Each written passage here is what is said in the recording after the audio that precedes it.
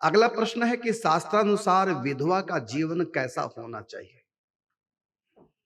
विधवा का जीवन एक सन्यासी का जीवन होता है, जिसके जीवन में कोई खुशी तो नहीं होती, लेकिन फिर भी उनको जीना पड़ता है अपने बच्चों के लिए, समाज के लिए, परिवार के लिए। तो विधवा का जीवन कैसा होता है? आपने प्रश्न किया। विधवा का जीवन एक सन्यासी का जीवन होता है। विधवा का जो जीवन है वो अपने लिए नहीं, औरों के लिए हुआ करता है, क्योंकि वो आधी मर चुकी है, आधी जीवित है।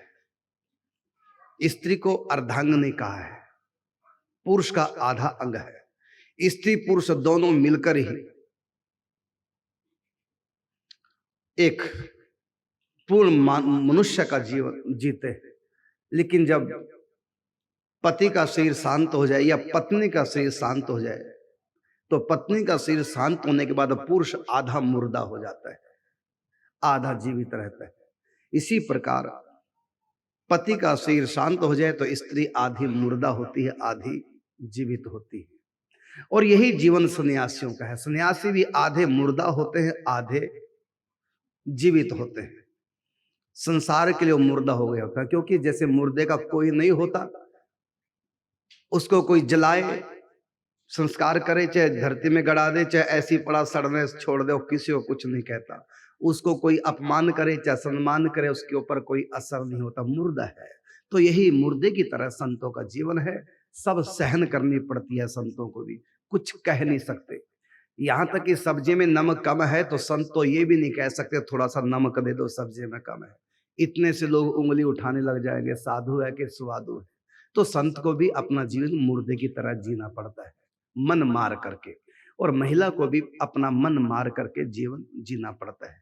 तो आपने प्रश्न किया कि विधवा का जीवन कैसे होना चाहिए, तो मैं कहूंगा एक सन्यासी का जीवन होना चाहिए, तपोमय जीवन होना चाहिए। इसलिए हमारे यहाँ विधवा के बाल क्यों मुड़ाए जाते हैं? इसलिए जिससे कि उसके रूप को देख करके कोई भी मन चला उसको अपनी तरफ आकर्षित करने की कोशिश ना करे। वो भावुक हृदय है, प्रेम में कहीं बह ना जाए तो कोई प्रेम ना कर सके। तो इसलिए सिर मुंडवा देते हैं, क्योंकि स्त्री की सुंदरता उसके बालों से ही होती है। और जब स्त्री संन्यास लेती है तब भी उसका सिर मुंडवा देते हैं। क्यों मुंडवाते हैं? कि कोई उसकी तरफ आकर्षित ना हो। तो इसलिए मैं कहना चाहूंगा कि स्त्री का, विधवा स्त्री का जीवन एक सन्यासी का है और उसको उसका सम्मान मिलना चाहिए, यदि वो मन मार के रहे। क्योंकि जैसे सन्यासी मन मार के रहते हैं, इसी प्रकार विधवा भी अपने मन को मार के रहती है, तो उसका सम्मान होना चाहिए।